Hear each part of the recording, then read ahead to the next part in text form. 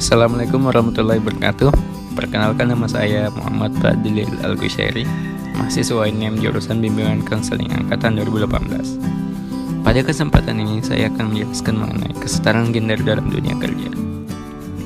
Namun sebelum masuk ke pembahasan, terlebih dahulu kita harus tahu apa yang maksud dengan gender itu. Harus dipahami bahwa gender ialah konstruksi sosial mengenai perbedaan peran, kedudukan, dan kesempatan antara perempuan dan laki-laki dalam hubungan keluarga dan masyarakat. Konstruksi sosial tentang gender merupakan buatan manusia, bukan kodrat.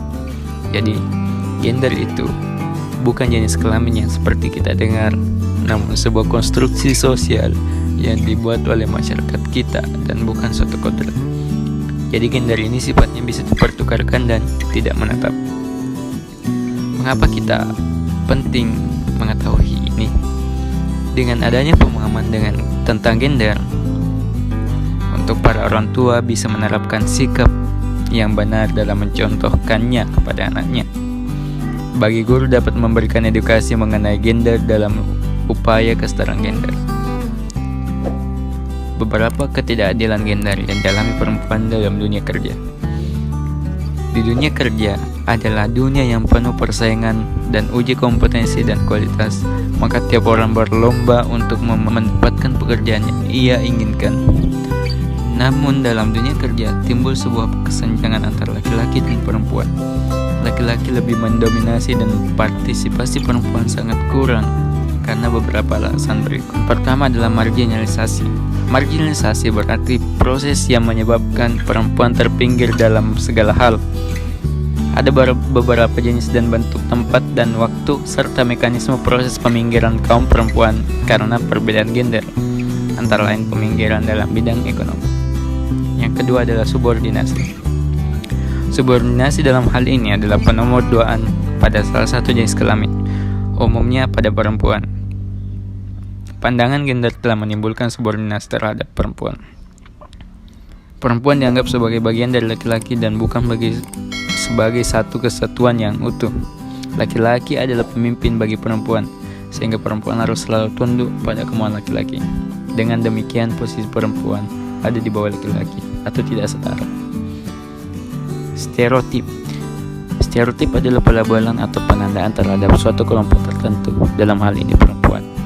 Dalam kerangka permasalahan gender, stereotip sering menjadi sumber ketidakadilan gender dalam berbagai bentuk. Banyak sekali stereotip yang terjadi di masyarakat yang dilekatkan pada perempuan pada umumnya, sehingga berakibat menyulitkan, membatasi, memiskinkan, dan merugikan kaum perempuan. Yang keempat ada beban kerja. Peran gender perempuan dalam anggapan masyarakat luas adalah mengelola rumah tangga, sehingga banyak perempuan yang menanggung beban kerja domestik lebih banyak dan lebih lama dibanding laki-laki, menimbulkan yang namanya double burden atau beban ganda. Misalkan pada perempuan, selain ia harus sebagai wanita karir, ia harus mencari nafkah, dan ketika ia pulang di rumah ia harus menjadi seorang istri, misalnya menyapu, mengurus anak. Dia mempunyai dua beban yang harus dia kerjakan. Dan tak lupa kekerasan. Kekerasan merupakan invasi atau serangan terhadap fisik maupun integritas mental psikologis seseorang yang dilakukan terhadap jenis kelamin tertentu, umumnya perempuan, sebagai akibat dari perbedaan gender. Pada dasarnya, kekerasan gender disebabkan oleh ketidaksamarataan kekuatan yang ada di masyarakat. Umumnya, kekerasan gender akibat bias gender yang dilakukan oleh laki-laki terhadap perempuan, akibat kondisi fisik perempuan yang lebih lemah terhadap laki-laki, serta atribut-atribut yang melemahkan perempuan. Lalu, bagaimana dengan negara kita? Kita akan membahas kesetaraan gender di Indonesia. Di masyarakat kita saat ini, ada pembagian jenis pekerjaan berdasarkan jenis kelamin. Ini terbentuk akibat pandangan budaya patriarki, pekerjaan laki-laki dan pekerjaan perempuan. Stereotip pekerjaan gender, misalnya laki-laki dimaklumi sebagai ketika memilih bidang kerja teknik, mesin, pertambangan, atau pekerjaan lapangan yang lainnya yang dianggap sangat maskulin. Sementara perempuan lebih dimaklumi dan diharapkan untuk memilih pekerjaan yang bersifat feminim, seperti sekretaris, juru ketik, keuangan atau perbankan, maupun administrasi. Jika yang terjadi sebaliknya, maka baik laki-laki maupun perempuan, kemungkinan besar akan mendapatkan pertanyaan dari masyarakat karena menyalahi pandangan mereka. Tahukah Anda, Indonesia berada di ranking 85 dari 153 negara yang disurvei soal kemajuan kesetaraan gender oleh yang merilis Global Gender Gap Report tahun 2020. Dan menurut Badan Statistika Nasional, ada 2.258.990 jumlah perempuan yang buta huruf di Indonesia.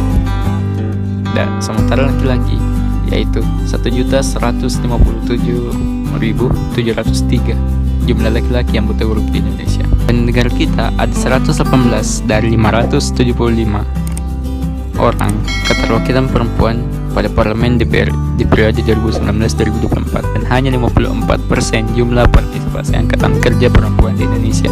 Bagaimana mengatasi ini? Mari memahami bahwa laki-laki dan perempuan dapat dibedakan secara eksklusif oleh karakteristik yang berhubungan dengan kegiatan reproduktif. Melahirkan atau menyusui adalah contoh-contoh kegiatan reproduktif yang hanya dapat dilakukan oleh seorang perempuan.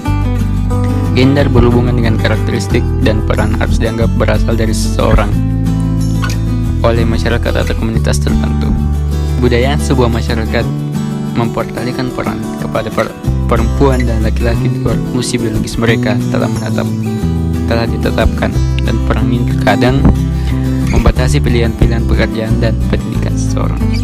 Mungkin sekian yang bisa saya sampaikan. Mohon maaf, sekian dan terima kasih. Assalamualaikum warahmatullahi wabarakatuh.